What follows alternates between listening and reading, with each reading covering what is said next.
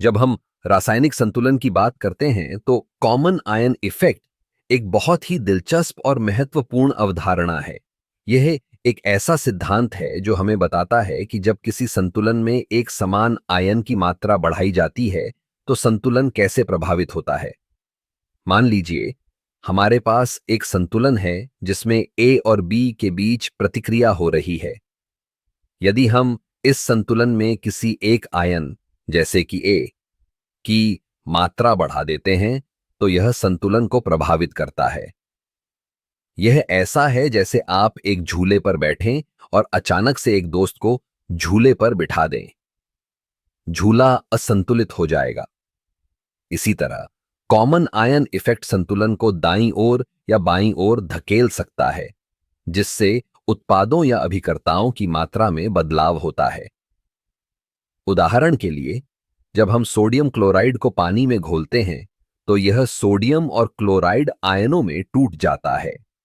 अगर हम इस घोल में और सोडियम क्लोराइड डालते हैं तो क्लोराइड आयन की मात्रा बढ़ जाती है। इससे संतुलन इस ओर झुकता है कि अधिक अभिकर्ता बने, यानी कि प्रतिक्रिया धीमी हो जाती है। कॉमन आयन इफेक्ट का उपयोग कई जगहों पर होता है, जैसे कि औषधियों में। जब हम किसी दवा का सेवन करते हैं तो उसमें मौजूद आयन हमारे शरीर में पहले से मौजूद आयनों के साथ प्रतिस्पर्धा करते हैं। इससे दवा की प्रभावशीलता पर असर पड़ सकता है। इसी तरह यह प्रभाव जल शुद्धिकरण में भी महत्वपूर्ण है।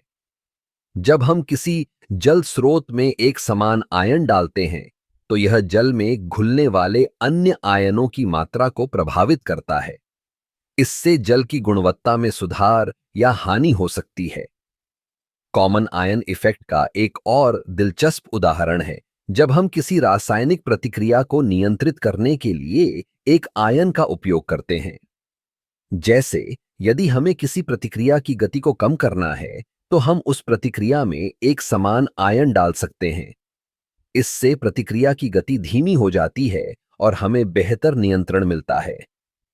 इस तरह कॉमन आयन इफेक्ट न केवल रसायन विज्ञान में बल्कि हमारे दैनिक जीवन में भी महत्वपूर्ण भूमिका निभाता है। यह हमें यह समझने में मदद करता है कि कैसे विभिन्न आयन एक दूसरे के साथ बातचीत करते हैं और संतुलन को प्रभावित करते हैं। तो अगली बार जब आप किसी रासायनिक संतुलन के बारे में सोचें तो याद रखें कि कॉमन आयन इफेक्ट एक शक्तिशाली उपकरण है जो हमें रासायनिक प्रतिक्रियाओं को समझने और नियंत्रित करने में मदद करता है।